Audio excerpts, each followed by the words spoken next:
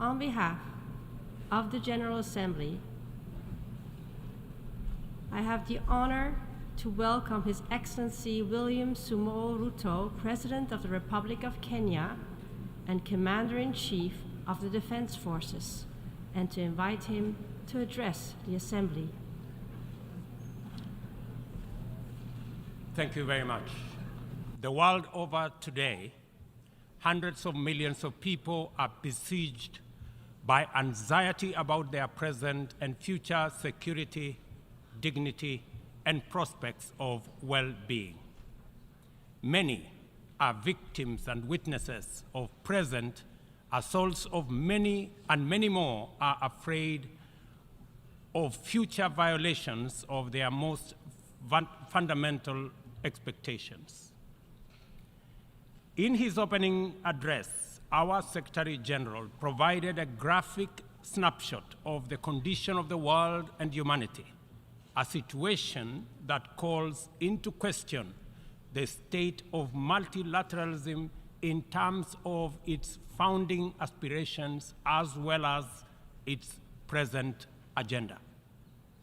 The poverty, fear, suffering, and humanitarian distress haunting the victims of conflict, drought, famine, flooding, wildfires, cyclones, deadly disease outbreaks, and other disasters are the outcomes of sustained violation of the most essential principles and the systemic neglect of humanity's dearest values, which lie at the very foundation of the UN Charter.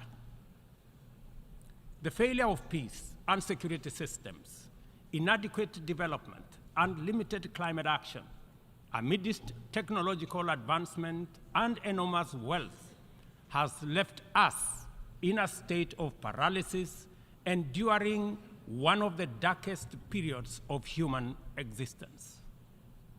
We may all agree, without any fear of contradiction, that the world is headed in a most undesirable direction. It is moments like this that the affirmative spirit of multilateralism, international collective action, and global solidarity is most needed and should be attained. This is not the occasion for any member of the United Nations to escape when they should be rising to the challenge of the moment. Resorting to pursuit of narrow, insular, antisocial agendas within exclusive clubs constituted to maintain the status quo that undermines and cannibalizes the United Nations systems at the expense of progress in humanity's collective journey to the future of our aspirations is totally unacceptable. The existence of this inimical clique of geopolitical formations defies the fundamental values and principles of the UN system, and its operations have led to alienation, mistrust, insecurity, and exclusion of and among peoples, nations, regions, and continents. Moments like now place the nature and purpose of multilateralism under sharp scrutiny for history's honest examination and judgment.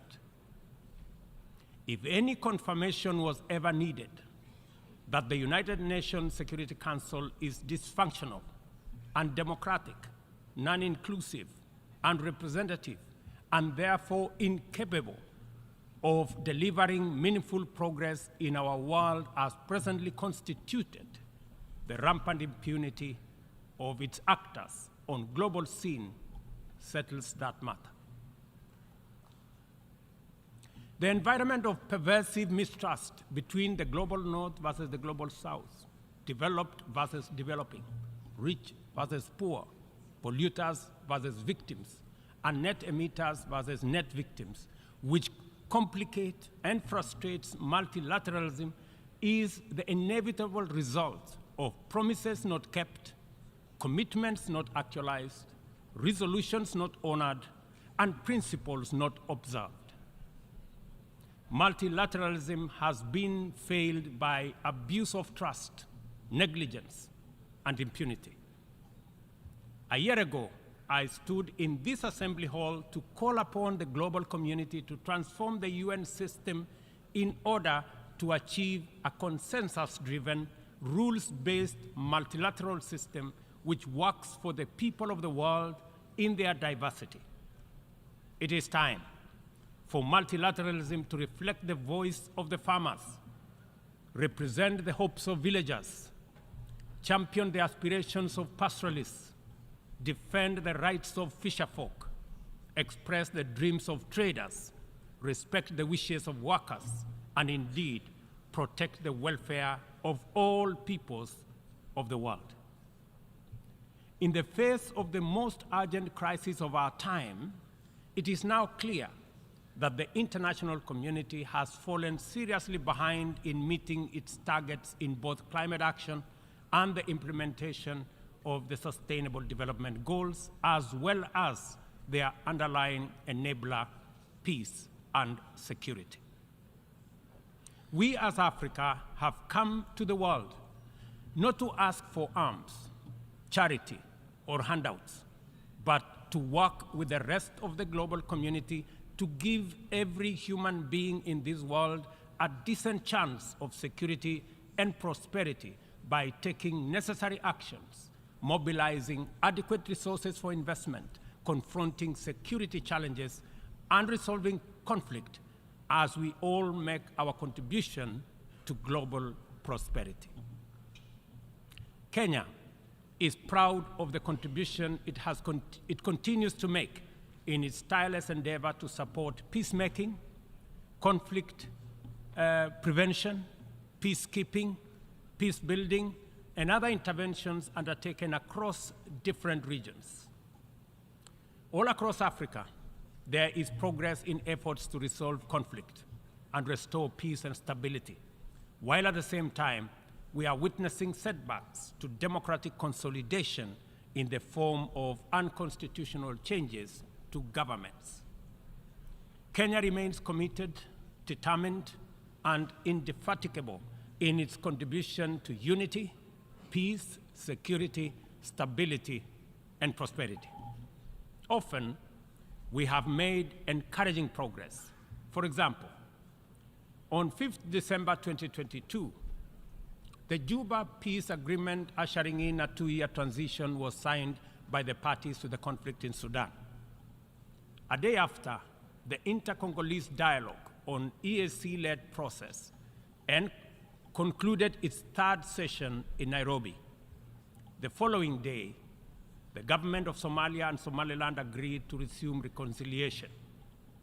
We are also proud of the progress made in stabilizing Eastern DRC as a result of the EAC regional force setting the DRC on the path to sustainable peace and stability. In Ethiopia, the guns have gone silent following the Pretoria and Nairobi agreements, while in South Sudan, the parties have committed to explore ways to resume and conclude the stalled peace process and to hold elections.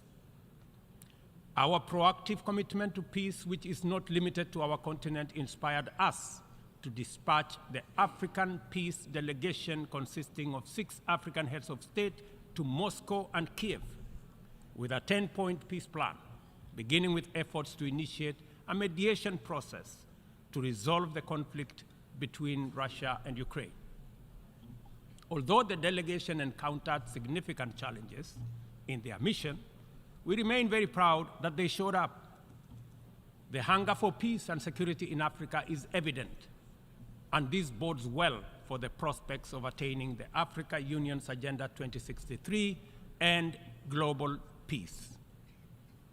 Kenya stands in solidarity with all humanity without regard to region, border, or hemisphere. This is why and how we see the people of the Republic of Haiti, who are suffering immensely from the bitter legacy of slavery, colonialism, sabotage, and neglect. As a nation which was forced to wage a painful struggle for our own independence and sovereignty, Kenya empathizes very deeply with the humiliation of a proud people in Haiti and the price they have had to pay for their hunger for liberty and the sorrow they have endured for their thirst for freedom. Haiti is the ultimate test of international solidarity and collective action. The international community has failed this test so far and thus let down a people very, very badly. Haiti deserves better from the world. The cry of our brothers and sisters who were the first people to win their struggle for freedom from colonial tyranny has reached our ears and touched our hearts. Doing nothing in the face of the historic isolation, neglect, and betrayal of the people of Haiti is out of question. Inaction is no longer an option. As we mobilize to show up for Ukraine and countries that have experienced the devastating impact of climate shocks, including Libya, Morocco, and Hawaii, we must not leave Haiti behind. We must commit to show up in the spirit of solidarity to support a people regain their political and socio-economic footing by reinforcing the underlying enabler that is security. Kenya is ready to play its part in full and join with a coalition of other nations of goodwill, and there are many, as a great friend and true sibling of Haiti. We urge the United Nations to urgently deliver an appropriate framework to facilitate the deployment of multinational security support as part of a holistic response to Haiti's challenges. We call on the Security Council to contribute positively by approving a resolution under Chapter 7 that tailors the security support mission to the specific needs of Haiti and its people. This should be part of a comprehensive strategy that includes delivering humanitarian aid, supporting livelihoods, instituting reforms, and fostering a political process guided and owned by Haitians, all in the aim of enabling free and fair elections within a reasonable time frame. We are encouraged by many countries which have already stepped forward to take part in this solidarity. We must recognize that stability, peace, and security form the foundation on which the pursuit and realization of sustainable development and climate action stands. This realization must enable us to formulate strategies which treat these initiatives as interconnected, mutually reinforcing, and complementary dimensions of a single agenda. The tragic spectacle of young people from Africa boarding rickety contraptions to gamble their lives away on dangerous voyages in pursuit of opportunities abroad, either as conflict, climate, or economic refugees, is a statement of the failure of the global economic system. At the recently concluded Africa Climate Summit in Nairobi, we undertook to begin the journey to course correct and execute a paradigm shift in our pursuit for development and climate action. First, we recognize that both climate action and sustainable development goals must be pursued simultaneously with greater resolve, urgency, and ambition. No meaningful development can take place in countries that are also struggling with climate shocks, and yet, at the same time, the frequency of climate emergencies impedes any meaningful development. As a defining outcome of the Africa Climate Summit, we committed Africa to consider the dual problems through an opportunity lens and deliver effective solutions by pursuing a fresh trajectory. Development is a basic necessity for every society. It must happen one way or another. There should be no doubt about that. Annually, 30 million young people in our continent need jobs, and many more need food. Half of our continent is in the dark without access to electricity in 2023, while hundreds of millions can only cook using biomass because they have no electricity. This is why the commitment of African nations in the Nairobi Declaration is both radical and transformative. Development, in our opinion, is a fundamental imperative, and green growth is the only sustainable way to achieve it. From our standpoint, there is no need to be trapped in a false choice.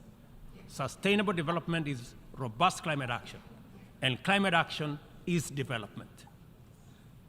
Africa's potential is defined by abundant and diverse resources, ranging from a youthful, highly skilled, and motivated young population, immense renewable energy potential, and mineral resources, including critical minerals, and extensive natural capital endowment, including 60% of the world's unutilized arable land. Capital and technology can find no better returns anywhere than the tremendous investment opportunity in Africa's potential. Such investment would drive green growth, creating jobs and wealth, while decarbonizing global production and consumption.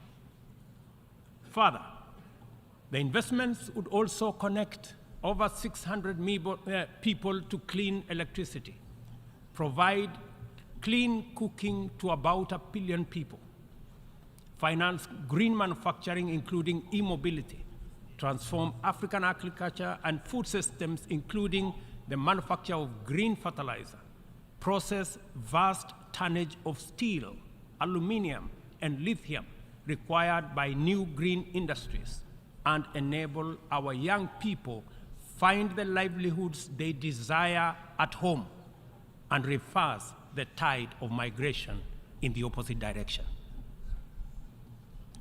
To unlock financing at scale and create incentives for investment at scale in green opportunities, the Nairobi Declaration makes the reform of the international financial system a priority. No meaningful climate action or development can take place in conditions of financial distress. According to IMF data, as of last month, 10 low-income countries were already in debt distress, and 52 are at high or moderate risk of falling into debt distress. The 3.3 billion people in these countries are trapped in a vicious circle of emergency responses, reconstruction, and recovery from more frequent climate shocks, which diverts resources away from both development and climate action, and sucking vulnerable countries into a downward spiral of debt and environmental stress.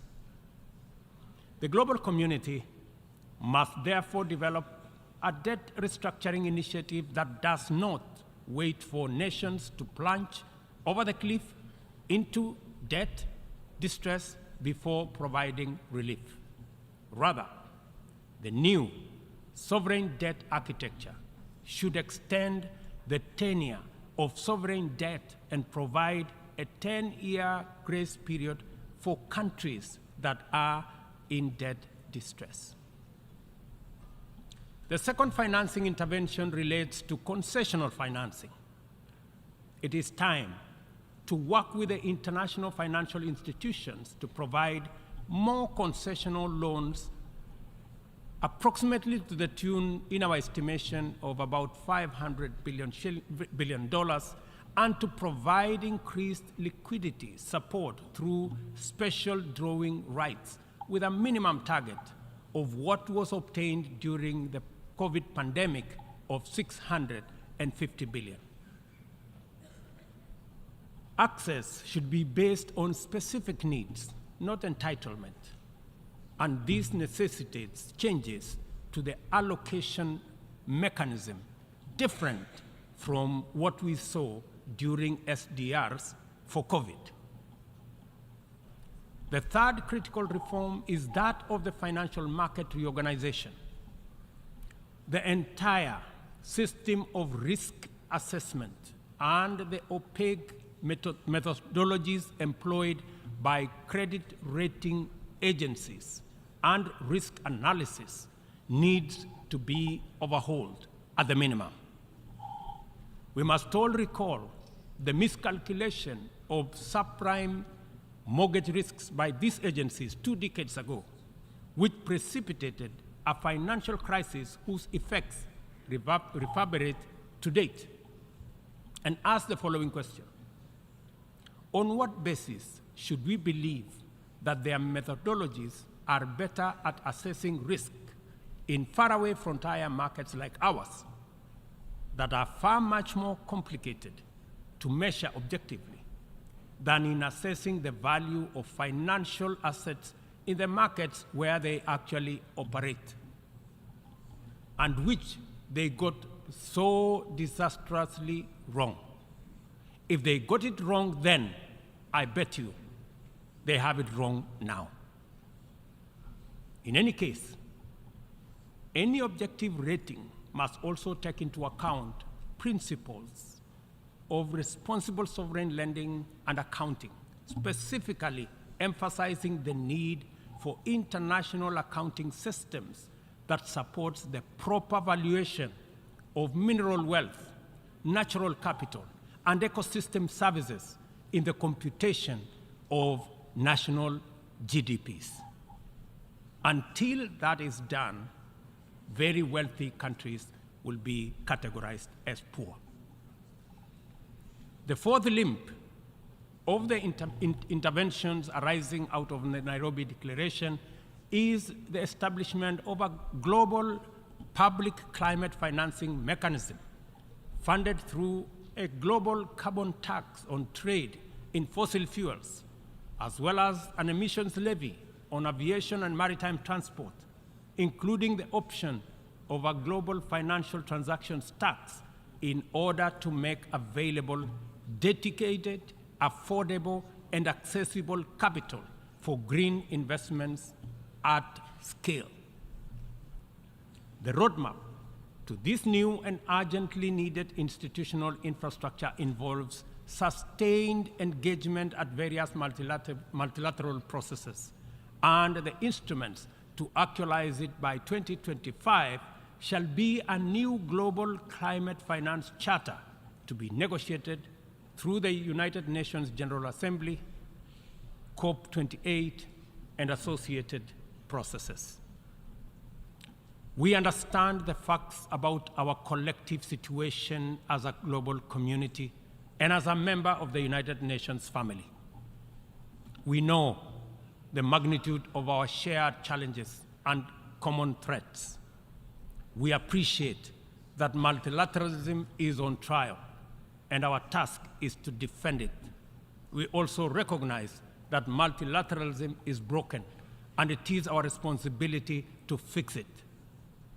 From this moment to 2030, and from our problems to their solutions, we are connected by a coherent agenda of robust collective action.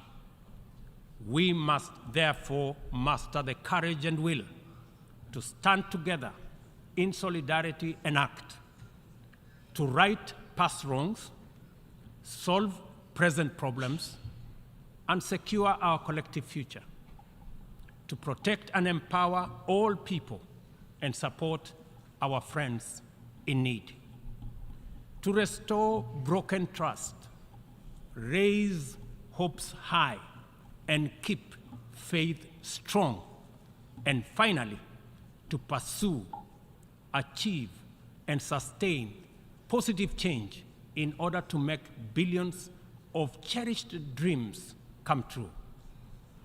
We must start right away, for we have no time to lose. And I thank you. On behalf of the Assembly, I wish to thank the President of the Republic of Kenya and Commander-in-Chief of the Defense Forces for the statement just made, and I request protocol to escort His Excellency